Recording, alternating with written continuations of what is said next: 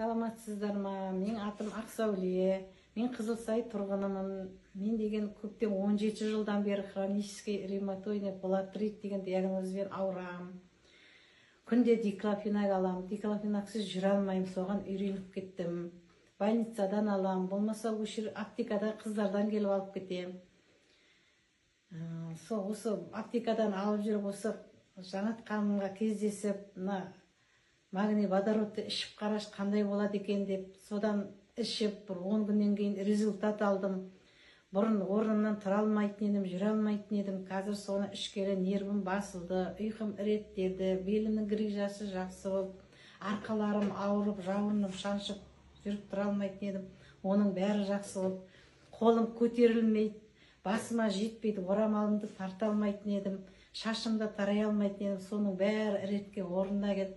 Іш құрылысында ұйқы безім ауыратын еді, өтім ауыратын еді, оның бәрі жақсы болды. Асқазанымда удай ашып ауыратын еді, оның бәрі жақсы болды.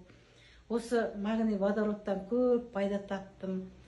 Орнымнан тұра алмай, біреу тұрғыз жібермесе, запор болатын едім постоянно. Қазір запордың бәрі тфә-тфә, бірінші Алла, содан кейін осы өнімнен көп пайда таптым. Ішіп атқаныма 6 ай болды. 6 айдан бері осы уколды алған жоқпын. Осы магний водородпен келін, ішіп атырмын. Өкінбейсіңіз, ішіңдер, мен өзім басынан өткенді айтып отырмын, қазір қуанып отырмын.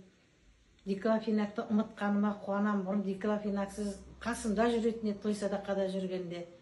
Соның бәрін қойдым. Қазір жақсымын. Сол істі укол алып, анда-санда аптекаға келіп кетем, медсестра таппағанда. Жанат ханымға рахмет. Сау болсын, өмір ұзақ болсын, маған осындай кеңес беріп, осындай өнімнен пайда тапқаныма Аллаға шүкірмін. Ақсауле ханым, жақсы екен. Көп рахмет. Ем болсын біздер енді, сол ем болып жатса қуанамыз клиенттерімізге. Алла сәтін салған екен. Жақсы болған. Осы күнге дейін енді не іштіңіз? Аштыбадан нешеу, артыралайынан нешеу іштіңіз? Аштыбадан 8 іштім, артылайынан 2 іштім.